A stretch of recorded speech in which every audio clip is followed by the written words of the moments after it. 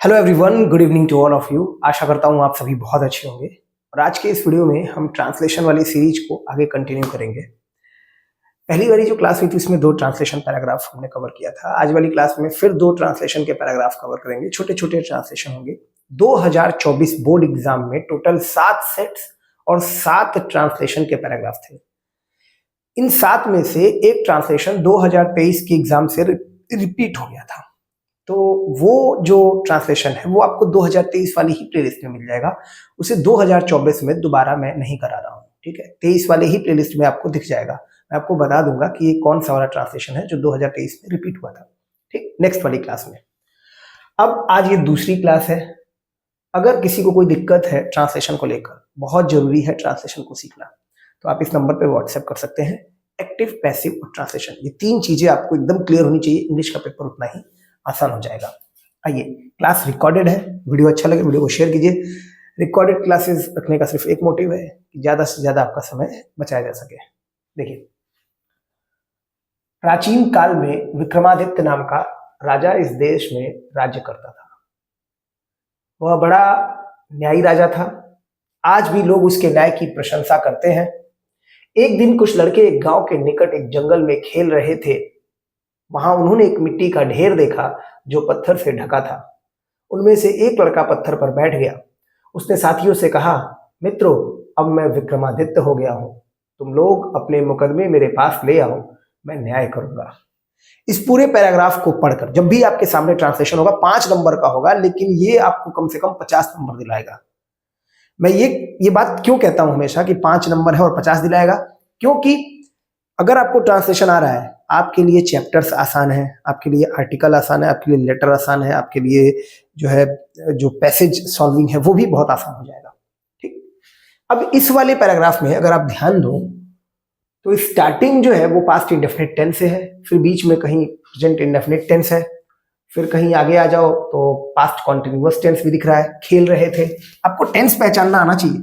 खेल रहे थे, है ना। उसके न्याय की प्रशंसा करते हैं, ठीक है। और राजा था, पास्ट इंडेफिनिट टेंस। ढका था, पास्ट इंडेफिनिट टेंस। पास्ट की कोई घटना है ना, वो वहां गया और बैठ गया, सेट, बैठ गया। साथियों से कहा, सेट टू हिज फ्रेंड। अच्छा, यहाँ नरेशन वाला भी पार्ट आपको देखने को मिलेगा। नरेशन में जैसे आप देखते हो, कॉमा, डबल यूनिट कॉमा, और जो बात बोली गई है उसी तरीके से। तो अब ये जिस टेंस में बोला गया है उसी टेंस में लिखा जाएगा, क्योंकि डबल इन्वर्टेड कॉमा के अंदर है। आइए ट्रांसलेशन के इस पैराग्राफ को एक एक लाइन करके ट्रांसलेट करते हैं। प्राचीन काल में विक्रमादित्य नाम का राजा इस देश में राज्य करता था। तो प्राचीन काल में, इन ancient times, a king named Vikramaditya, a king named Vikramaditya इस देश में राज्य करता था। रूल्ड दिस कंट्री,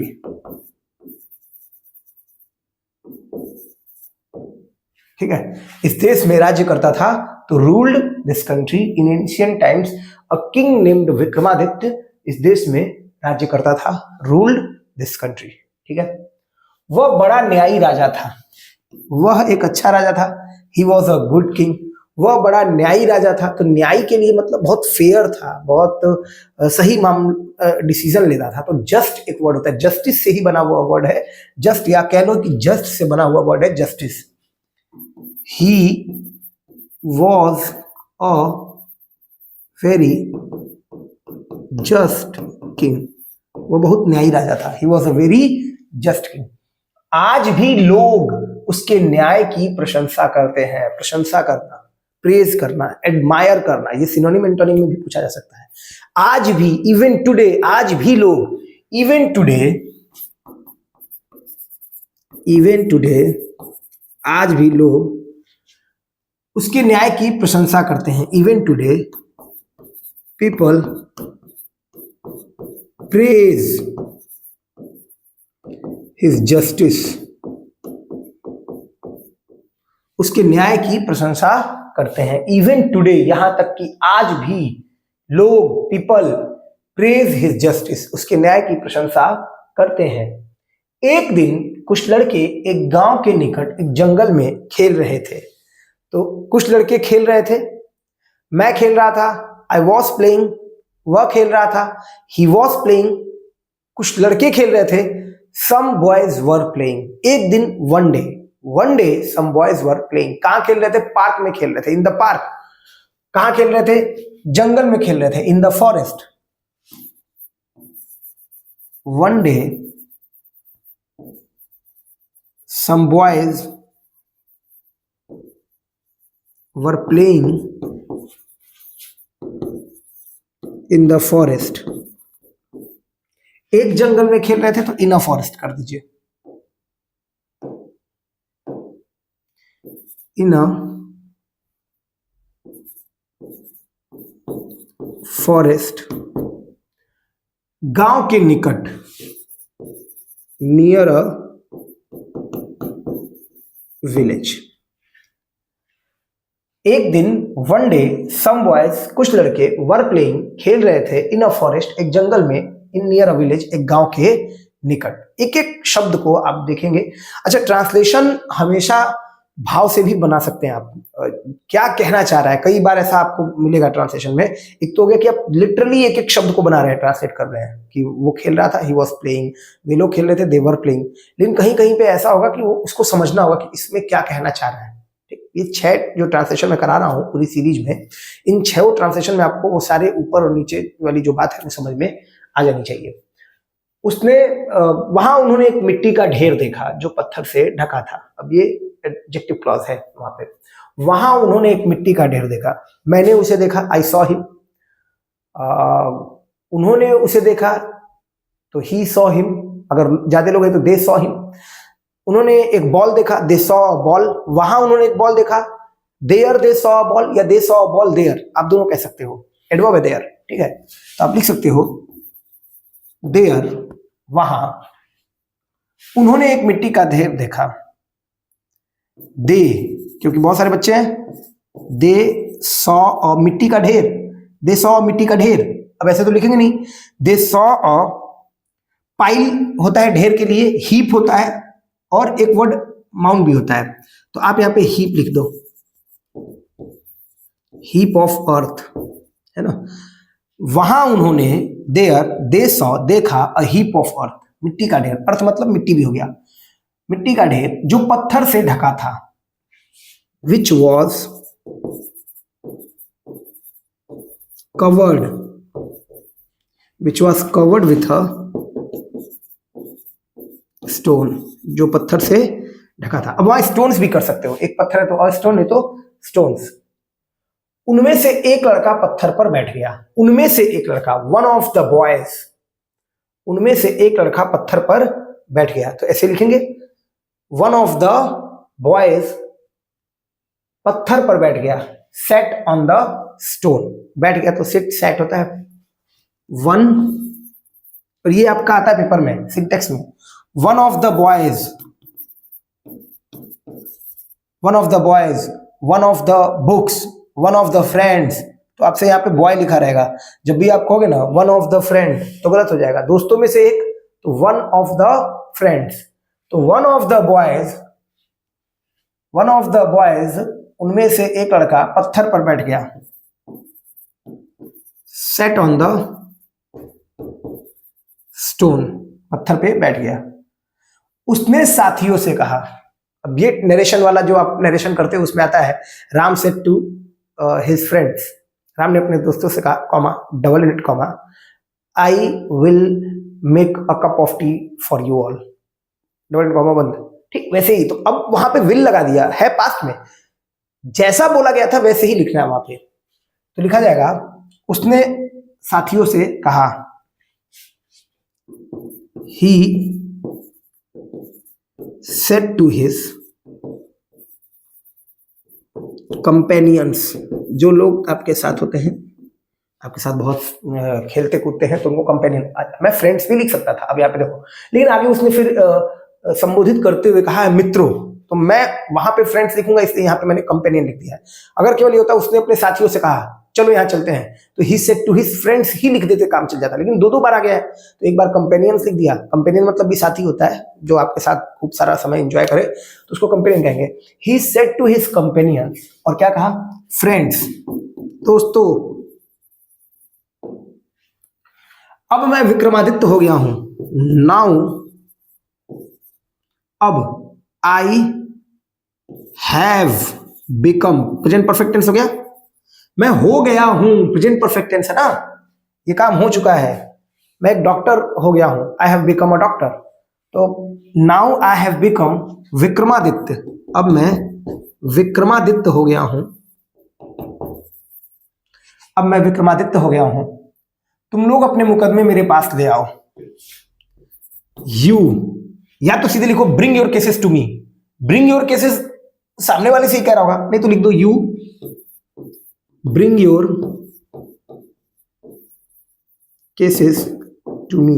एक्चुअल में अगर देखा जाए तो ये एक इंपरेटिव सेंटेंस है, मेरे लिए एक ग्लास पानी लाओ, तो ये किससे मैं कहूंगा, सामने वाले से ही कहूंगा, bring me a glass of water. तो यहां पे आप यू को ड्रॉप भी कर दो, ज्यादा बेहतर होगा। सीधे लिखो bring your cases to me. उसने अपने साथियों से तो कहा था, टू हिज कंपेनियंस, अब मैं विक्रमादित्य हो गया हूं, now I have become Vikramaditya, bring your cases to me. मैं न्याय करूंगा, फ्यूचर इंडेफिनिट टेंस है, और ये फ्यूचर में ही लिखा जाएगा, क्योंकि ये सारी बातें डबल इन्वर्टेड कॉमा के अंदर लिखी जा रही है। दिख रहा है आपको, आई, मैं न्याय करूंगा, आई शैल, या विल भी लगा सकते हो, आई शैल डू जस्टिस। एक बार आप इसका स्क्रीनशॉट ले लीजिए, ठीक है, एक बार आप इस पैसेज का भी स्क्रीनशॉट ले लीजिएगा, अगर लेना होगा तो। एक बार ये पैसेज का स्क्रीनशॉट हो जाएगा, दोनों एक साथ लेना चाहते हैं तो देखिए, दोनों एक साथ आ जाए तो ठीक है। अब दोनों एक साथ एक बार स्क्रीनशॉट ले लीजिए, ठीक, पैसेज भी है आपके पास, लिखा हुआ भी है, चलेगा, चलिए, ठीक है। अब यहां से दूसरा पैसेज हम सॉल्व करेंगे, समझ में आया? एक एक लाइन को मैंने कोशिश की है कि आपको बताया जाए, एक एक शब्द को समझाने की कोशिश की है। ये जो ट्रांसलेशन पैराग्राफ चल रहा है, बेहतर यही होगा कि इससे पहले आप एक्टिव और पैसिव सीख कर आइए, जो मैंने बेसिक करा रखा है। अगर आपको वो बेसिक वाली चीजें नहीं पता है, आप इस नंबर पे व्हाट्सएप कीजिए कि सर मुझे बेसिक सीखना है ट्रांसलेशन में, पैराग्राफ में। आपके पास पूरा टाइम है, क्लासेस केवल रिकॉर्डेड मिलेंगी, आप बस इस चैनल पे बने रहिए, जब भी आपको क्लास मिल रही है आप करिए। जो बच्चे आर्टिकल और लेटर के लिए परेशान हो रहे हैं वो परेशान ना हो, बहुत जल्द आपको लेटर और आर्टिकल की भी ऐसी ही क्लास लगातार मिलेगी, ठीक है। आ जाइए, आते हैं दूसरे पैराग्राफ पे। इसी 2024 के पेपर में एक छोटा सा, अब देखिए ये पैराग्राफ हो गया, अब देखिए अगला पैराग्राफ कैसे आया हुआ है, मैं आपको दिखा रहा हूं, ठीक है। अगला पैराग्राफ जो है ये देखिए, ये इसका कुछ पार्ट यहां रह गया है और कुछ पार्ट दूसरे वाले पेज पे है, देखिए। अब ये पैराग्राफ इतना छोटा आया हुआ है, लिखा हुआ है कि पुराने जमाने में यातायात के साधन नहीं थे, ठीक है। पढ़िएगा पहले पैराग्राफ। पुराने जमाने में यातायात के साधन नहीं थे, लोग पैदल चलते थे। उसके बाद वे बैलगाड़ी में यात्रा करने लगे, वे ऊंट गाड़ी में भी यात्रा करते थे। कुछ समय बाद वे घोड़े पर सवारी करने लगे। अब हवाई जहाज का युग है। हवाई जहाज के द्वारा हम एक देश से दूसरे देश बहुत कम समय में पहुंच जाते हैं। अगर आप इस पैराग्राफ को देखें तो आपको यही लगेगा सर ये तो पीछे वाले पैराग्राफ से थोड़ा सा इजी है, कम लाइन है, 4 ही 5 लाइन हमें दिख रही है, वो तो बड़ा पैराग्राफ था। तो ये डिपेंड करता है पेपर टू पेपर, किस सेट में किस तरह से आ रहा है, ठीक है। आइए बनाते हैं इसको भी। पुराने जमाने में, अगेन वही बात होगी, ठीक है। इन एंशिएंट टाइम्स, पुराने जमाने में यातायात के साधन नहीं थे। There were no means of transport. Transport का कोई साधन नहीं था। ट्रांसपोर्ट या ट्रांसपोर्टेशन दोनों सही है, आप दोनों लिख सकते हो। ट्रांसपोर्ट और ट्रांसपोर्टेशन एक ही शब्द है, बस ये है कि एक ब्रिटिश इंग्लिश में यूज होता है और एक अमेरिकन इंग्लिश में यूज होता है। उसके बाद वे बैलगाड़ी में यात्रा करने लगे। नहीं, लोग पैदल चलते थे, एक सेंटेंस है, लोग पैदल चलते थे। तो पीपल यूज्ड टू, कोई काम किया करते थे, आई यूज टू प्ले क्रिकेट, मैं क्रिकेट खेला करता था। लोग पैदल चलते थे या चला करते थे। People use to walk on foot, लोग पैदल चला करते थे। उसके बाद वे बैलगाड़ी में यात्रा करने लगे। उसके बाद आफ्टर दैट, उसके बाद आफ्टर दैट वे बैलगाड़ी में यात्रा करने लगे। कौन? लोग। अब यात्रा करने लगे, बारिश होने लगी, स्टार्टेड रनिंग। वह भागने लगा, ही स्टार्टेड रनिंग। वह पढ़ाने लगा, ही स्टार्टेड टीचिंग। तो उसके बाद आफ्टर दैट वे बैलगाड़ी में यात्रा करने लगे। दे कौन? वे लोग। दे started travelling, they started travelling in a bullock cart, in a bullock cart. बैलगाड़ी में यात्रा करने लगे। वे ऊंट गाड़ी में भी यात्रा करते थे। दे इवन, वे ऊंट गाड़ी, अच्छा जैसे बुलक ये बैलगाड़ी है वैसे ऊंट गाड़ी। बैलगाड़ी में यात्रा करते थे तो बुलक कार्ट। अब ऊंट गाड़ी के लिए क्या बनाओगे? तो कैमल कार्ट। वे ऊंट गाड़ी में भी यात्रा करते थे। दे इवन ट्रेवल्ड या they even used to travel in a camel cart. They even used to travel in a camel cart. एक बार यहां तक का स्क्रीनशॉट ले लीजिएगा। इसके बाद आप आगे वाले पैराग्राफ को अलग जगह पर देखेंगे। पुराने जमाने में यातायात के साधन नहीं थे। In ancient time there were no means of transport, लोग पैदल चलते थे। People used to walk on foot. उसके बाद आफ्टर दैट उन लोगों ने बैलगाड़ी में यात्रा शुरू कर दी, बैलगाड़ी में यात्रा करने लगे, बैलगाड़ी में यात्रा करते थे। तो after that they started travelling, आपको बता दिए ये स्ट्रक्चर याद रखिएगा। उसके बाद बारिश होने लगी, it started raining. They started travelling in a bullock cart. They also used to या फिर they even used to travel in a camel cart. वे ऊंट गाड़ी में भी यात्रा करते थे। तो ऊंट गाड़ी के लिए आपको बता दिया कैमल कार्ट, और लिख दीजिए they even used to travel in a camel cart. आप चाहो तो यहाँ पे एक और चीज कर सकते हो, इवन की जगह पे ऑल्सो भी यूज कर लेना। ठीक, चलिए अब देखिए। कुछ समय बाद वे घोड़े पर सवारी करने लगे। आफ्टर सम टाइम, अब यहां से अगर लिखेंगे कुछ समय बाद तो फिर ये आएगा आफ्टर सम टाइम। कुछ समय बाद वे घोड़े पर सवारी करने लगे। दे स्टार्टेड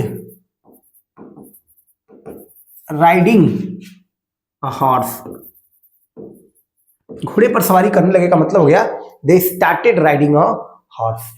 अब हवाई जहाज का युग है। अब प्रेजेंट में आ गया, अभी तक पास्ट में चल रहा था, अब प्रेजेंट में आ गया। अब हवाई जहाज का युग है।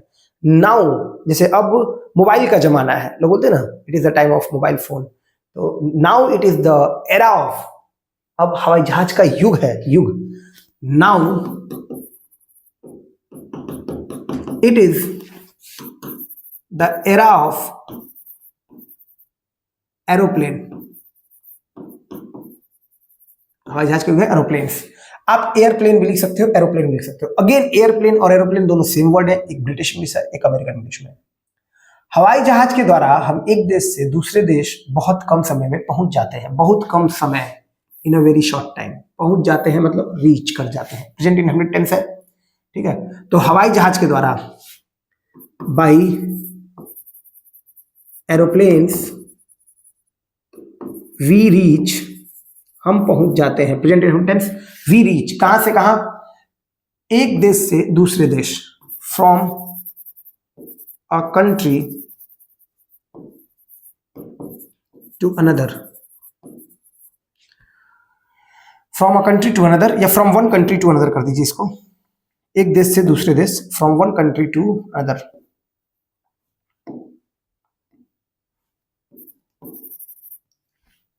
बाई एरोप्लेन्स वी रीच, हम पहुंच जाते हैं, from one country to another in a very short time, बहुत कम समय में, इन अ वेरी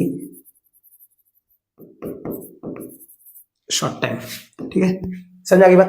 एक बार फिर देखिए, कुछ समय बाद वे घोड़े पर सवारी करने लगे। तो कुछ समय बाद, आफ्टर सम टाइम, सवारी करने लगे। घोड़े की सवारी राइड अ हॉर्स होता है। तो दे करने लगे, फिर से वही आ गया, they started riding, they started travelling, अभी पीछे आया था, स्टार्टेड रेनिंग अ हॉर्स।